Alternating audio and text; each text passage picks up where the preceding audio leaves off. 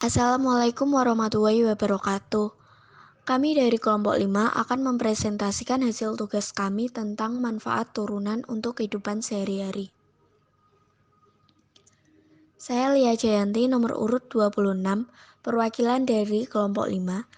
Saya di sini akan menjelaskan tentang definisi dan manfaat turunan dalam kehidupan sehari-hari. Turunan adalah salah satu dasar atau fondasi dalam analisis dan sangat aplikatif untuk membantu memecahkan suatu permasalahan dalam kehidupan sehari-hari.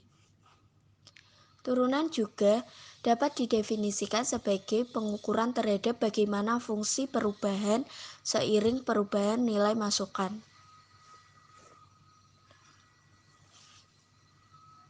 Manfaat turunan untuk kehidupan sehari-hari. Yang pertama, di bidang penerbangan. Dalam dunia penerbangan, turunan mempunyai fungsi terpenting untuk menentukan laju pesawat dengan cepat.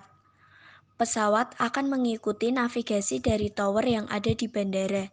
Setiap laju pesawat akan terdeteksi pada navigasi menggunakan perhitungan kalkulus otomatis, sehingga laju pesawat tidak salah arah dengan percepatannya sesuai panduan dari tower. Selanjutnya akan dijelaskan oleh teman saya. Perkenalkan, nama saya Elsaudi Prasasti, absen 17. Di sini saya akan menjelaskan manfaat turunan di bidang bisnis dan di bidang ilmu biologi. Bidang bisnis.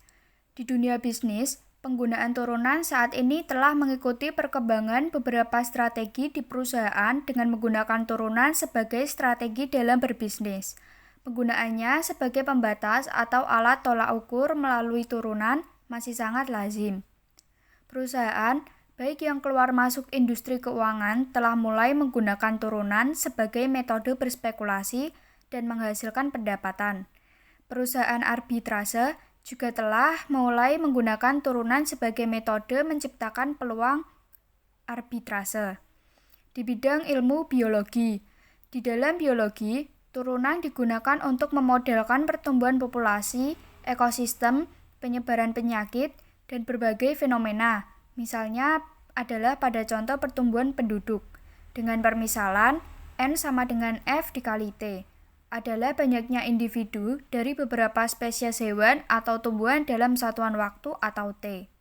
Dengan perubahan populasi, delta N sama dengan F dikali T2 dikurangi F dikali T1.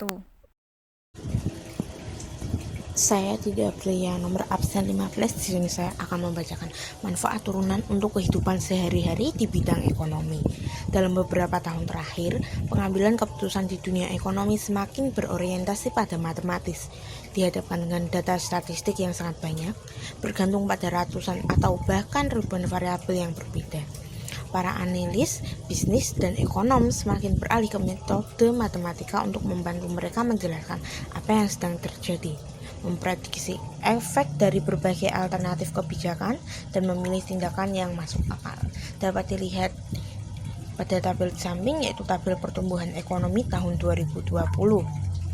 Semua aplikasi turunan akan berpusat pada apa yang disebut para ekonom sebagai teori perusahaan.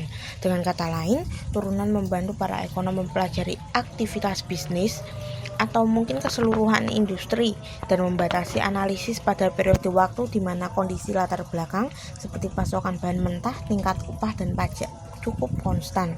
Kemudian menunjukkan bagaimana turunan dapat membantu manajemen perusahaannya tersebut membuat keputusan.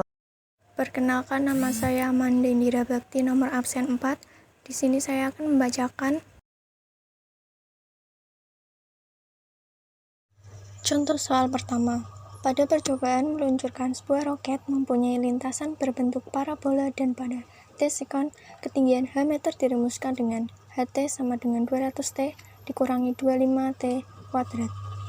Tinggi maksimum yang dapat dicapai oleh roket adalah pembahasannya HT sama dengan 200T min 25T kuadrat.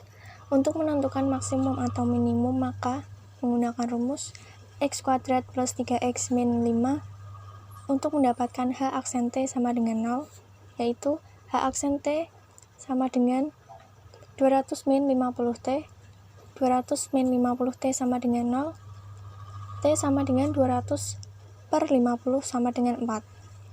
Waktu yang diperlukan untuk mencapai ketinggian maksimum adalah 4 detik, sehingga tinggi maksimumnya adalah HT sama dengan 200T min 25T kuadrat untuk T sama dengan 4, yaitu H4 sama dengan 200 kali 4 min 25 kali 4 kuadrat.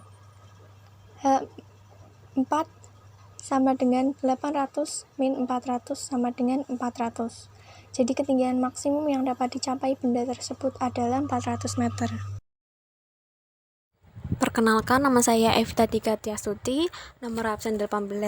Saya akan melanjutkan presentasi dari teman saya, membahas soal kedua. Sebuah benda bergerak dengan persamaan gerak Y sama dengan 5T kuadrat min 4T plus 8 dengan Y dalam meter dan T dalam satuan detik. Tentukan kecepatan benda saat T sama dengan 2 detik. Dari persamaan ini, kita bisa menurunkan Y aksen sama dengan 10T min 4. Dari mana? Pertama, kuadrat ini kita kalikan dengan 5. 2 kali 5T pangkat 1. Nah, kalau pangkat 1 berarti kan itu tidak mengubah apa-apa. Kemudian min 4, T-nya hilang seperti karena kita turunkan, plus 0. Karena 0 ini tidak berarti, maka bisa dihilangkan. Maka Y aksen sama dengan 10T minus 4. Nah, yang ditanyakan adalah saat T sama dengan 2. Tinggal dimasukkan ke dalam persamaan tadi. 10T minus 4. T-nya kan 2. 10 dikali 2 minus 4, maka sama dengan 16. Jadi, benda tersebut itu bergerak dengan kecepatan 16 meter per detik. Nah, berikut ini berbagai sumber yang kami dapatkan untuk membuat presentasi di atas. Sekian presentasi kami hari ini. Terima kasih.